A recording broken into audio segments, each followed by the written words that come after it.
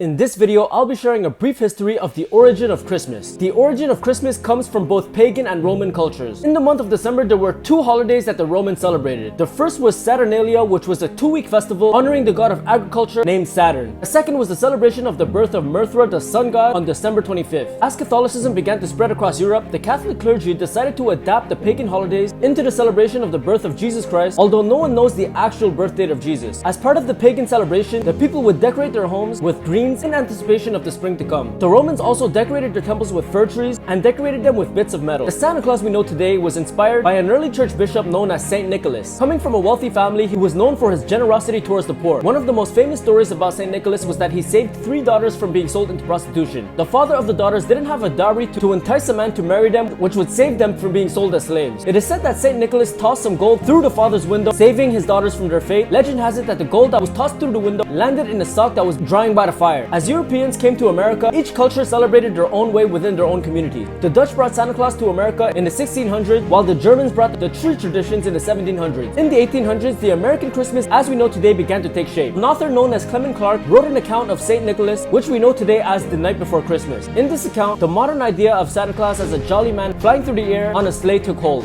After the Civil War, the country was looking for ways to look past differences and to be united as a country. In 1870, Christmas was declared as a federal holiday. Since then, the Christmas celebration has evolved into a universal holiday which we are all accustomed to today.